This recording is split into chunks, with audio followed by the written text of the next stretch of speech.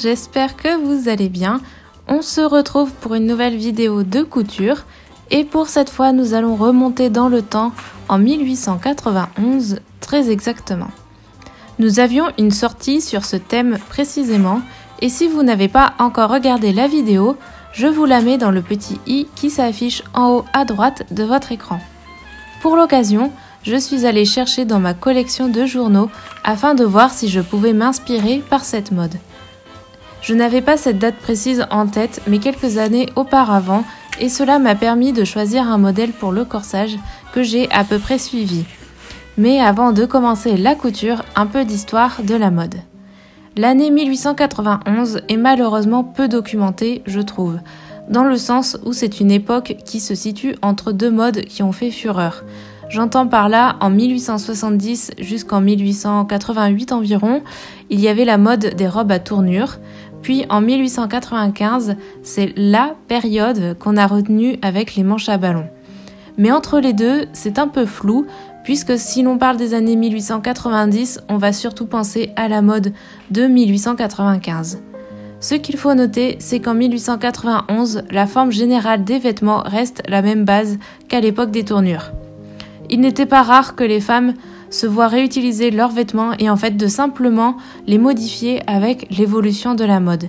C'est ainsi qu'en 1891, on retrouve des corsages cintrés comme les corsages de tournure. Les manches sont cependant un peu plus hautes. Pour la jupe, on enlève aussi la surjupe, caractéristique des tournures.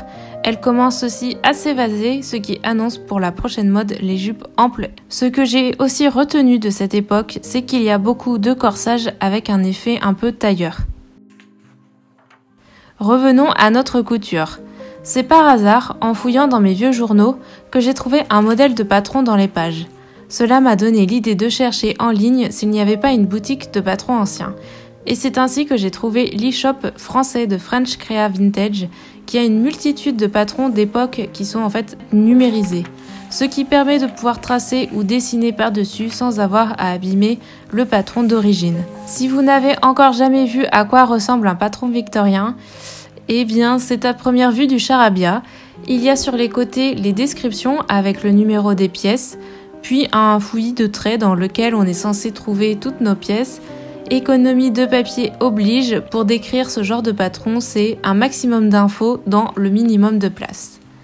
Le premier conseil que je peux vous donner, c'est une fois vos documents imprimés, surligner d'une couleur les traits afin d'y voir plus clair. Par exemple, devant en doublure est suivi d'une ligne en zigzag. Surpassez donc cette ligne sur votre patron d'une couleur de votre choix. Dans les descriptions sur les côtés, ne vous attendez pas à des longues phrases qui vous expliquent comment faire. On vous dit tout simplement cousez la partie 1 avec la partie 2. Sauf qu'il n'est indiqué nulle part où se trouve le haut ou le bas d'une pièce par exemple. Pour trouver les pièces, vous avez dans le descriptif une phrase notée figure 7. Fig, F-I-G, en fait veut dire figure. Et 7, c'est le numéro de la pièce. Soit vous cherchez le numéro sur votre patron et ensuite vous surlignez à partir du numéro, soit vous avez d'abord repéré la forme en zigzag et vous suivez la forme et vous vérifiez bien que c'est bien noté Fig 7 sur votre patron.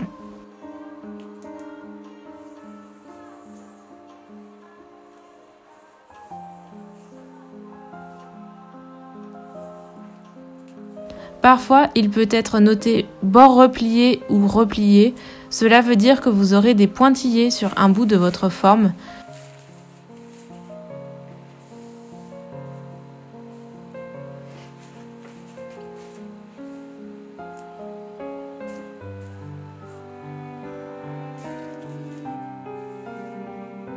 Surlignez le tout, la partie repliée sera à recopier à part, puis à rattacher dans le bon sens à votre patron comme ici.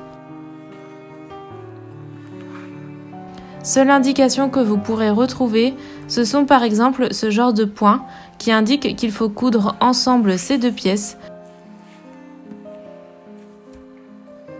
ou des petits A avec une croix qui indiquent qu'il faut froncer entre ces deux points. Quand je vous parlais qu'il n'y avait pas de mention du haut et du bas d'une pièce, ici, sur le côté gauche, j'ai inversé ma pièce et j'avais un corsage qui n'avait au départ pas de forme. C'est donc en retournant et en inversant la pièce que je me suis rendu compte de mon erreur. On voit bien ici sur le côté droit que la forme suit mieux la ligne du dessous de bras.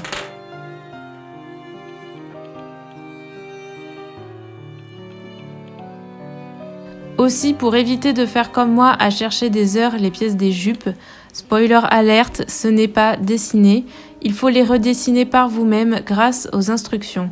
À ce stade du mock-up, j'ai fait quelques tests de tissu et de couleurs afin de voir ce que je pouvais utiliser et j'ai même notre petit Vador qui valide l'ensemble. Autre conseil, une fois que vous avez décalqué votre patron une première fois, je vous invite à le refaire une deuxième fois en taille plus grande pour coller à votre taille d'une part et pour ajouter des marges de couture. J'ai personnellement rajouté 2,5 cm par rapport au contour de base. Une fois que vous avez fait votre mock-up, il faut tout noter sur votre feuille de patron, par exemple haut ou bas, bord de pince, col, etc. afin de vous en souvenir pour les prochaines fois. Il est grand temps d'attaquer le haut de la robe avec le tissu final. J'ai choisi un lin à aspect un peu chocolat que j'avais dans mes tiroirs depuis quelques temps.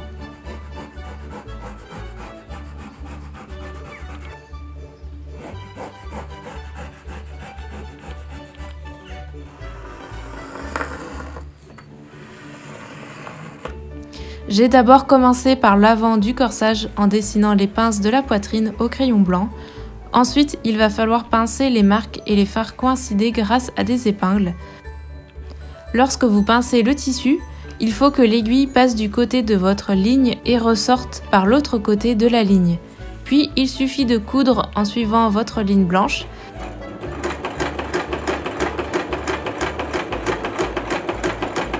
Si vous avez bien épinglé votre tissu, vous devriez avoir quelque chose d'égal qui suit à peu près vos repères. Puis j'ai découpé et posé toutes mes pièces ensemble afin d'avoir une vue globale. J'ai réutilisé mon tissu de mock-up pour avoir les traces des lignes de couture. Ensuite, je me suis attaquée aux manches et pour cela j'ai froncé sur les deux lignes le haut de l'arrondi de la manche. Puis j'ai posé la doublure en faisant exactement la même chose. Il ne manque que le dessous de bras qui est plus court et arrondi dans l'autre sens. Un coup de machine à coudre et vous voilà avec un joli tube en guise de manche.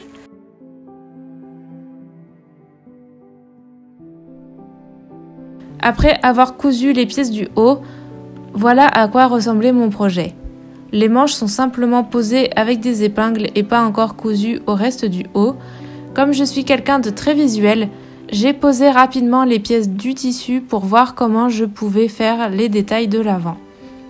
Je suis partie sur des plis sur les côtés avec un effet plastron en dentelle sur l'avant et un col haut évidemment.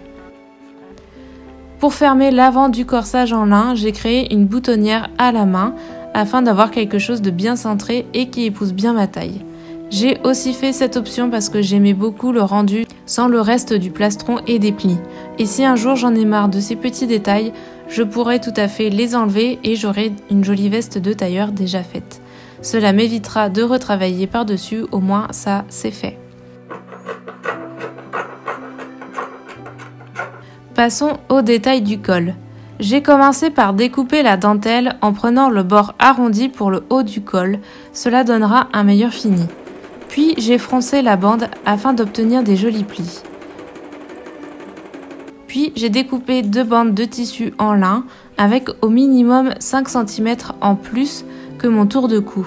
Vous comprendrez un peu plus tard pourquoi cette marge est importante. À cela, j'ai épinglé à l'envers ma dentelle de tissu, c'est-à-dire qu'il faut que votre finition ne soit pas vers le haut mais vers le bas, comme ici. Vous épinglez votre bande de tissu en lin tout du long et c'est cette partie que vous avez épinglée qu'il faudra coudre.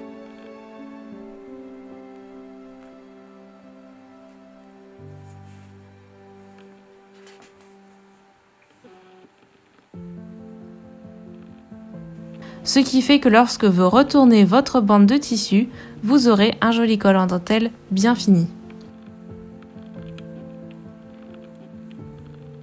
Je suis ensuite passée à l'étape pas si facile du plissage. Il me fallait 3 jolis plis à peu près de la même taille et ce n'est pas chose aisée. Si vous avez un plastron comme le mien, je vous conseille de poser la dentelle lorsque vous faites les plis parce qu'on ne dirait pas comme ça mais ça prend un peu de volume et ça peut tout changer.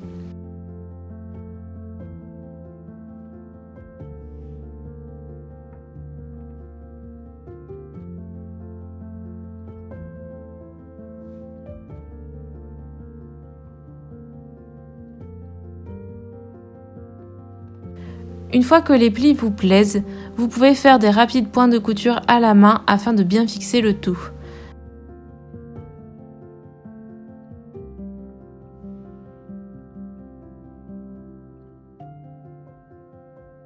Vient le moment de coudre le plastron sur uniquement un côté.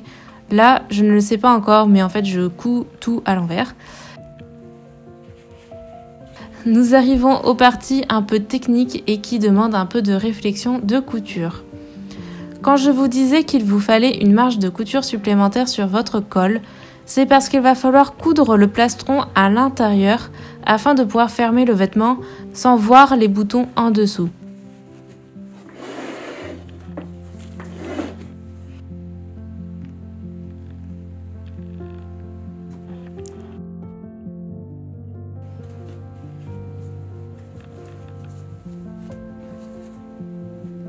Pour cela, il faut épingler votre col tout du long en partant d'un bout, puis la partie du col en surplus va permettre de le fermer d'une part sur un côté, mais aussi d'insérer le plastron dans le col.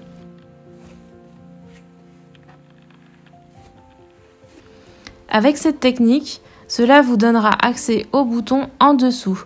Vous pourrez donc enfiler votre veste de façon traditionnelle et ensuite bien placer votre plastron de dentelle.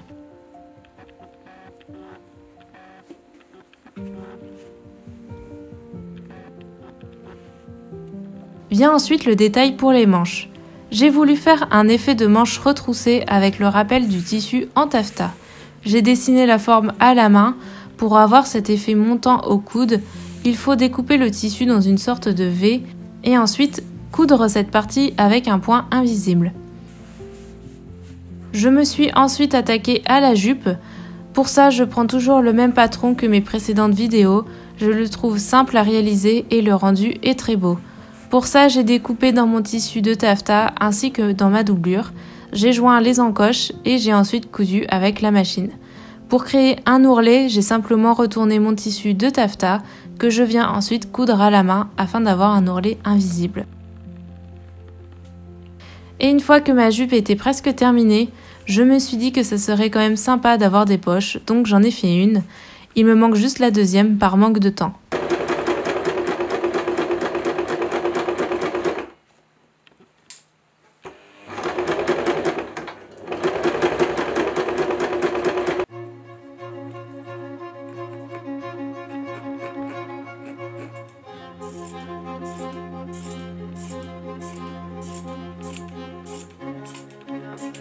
Après réflexion, je trouvais que la jupe était un peu simple et il manquait d'un peu de folie. J'ai donc commencé à découper 2 empiècements de mon tissu en lin marron foncé pour faire un rappel avec le haut.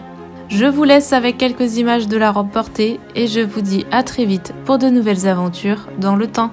D'ici là, portez-vous bien.